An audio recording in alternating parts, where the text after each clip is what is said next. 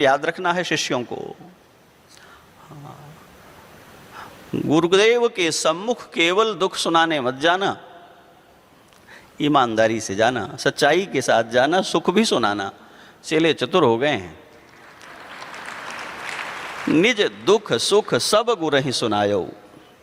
आपका दिया हुआ साम्राज्य, आपकी दी हुई समृद्धि, आपके चरणों के प्रताप से पतिव्रता पत्नियां, नागरिकता का, राजधर्म का, मर्यादा का पालन करने वाली प्रजा, धन धान्य से समृद्ध राजधानी, एकमात्र पुत्र की अभिलाषा।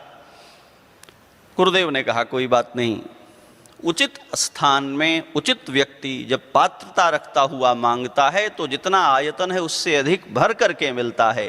एक पुत्र की लालसा लेकर शिष्य दशरथ गए थे।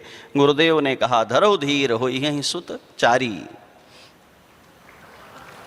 संतों ने चिंतन किया, बोले राजा साहब तो एक बेटा चाहते थे, गुरुजी ने 4 क्यों कर दिए? बोले गुरुजी ने कहा कि राजा ने चौथी अवस्था हो जाने तक पुत्र की प्रतीक्षा की है तो पेनल्टी समेत देना पड़ेगा।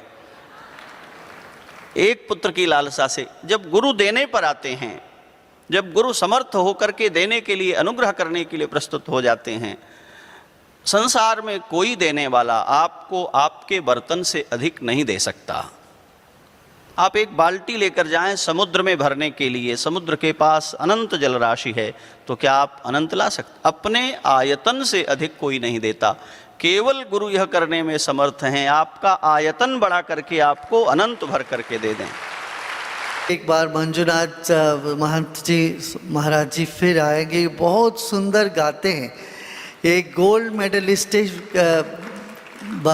काशी विश्वविद्यालय से, वहाँ से संगीत का इन्होंने कई बनाया। एक तो भगवत गीता को जो राग में इन्होंने गाया, बहुत सुंदर गाया है उनका, वो भी अवेलेबल है सब जगह यहाँ पर। नहीं, उचित स्थान में उचित व्यक्ति जब पात्रता रखता हुआ मांगता है तो जितना आयतन है उससे अधिक भर करके मिलता है। एक पुत्र की लालसा लेकर शिष्य दशरथ गए थे। गुरुदेव ने कहा धरो धीर होई यहीं सुत चारी। ने चौथी अवस्था हो जाने तक पुत्र की प्रतीक्षा की है तो पेनल्टी समेत देना पड़ेगा।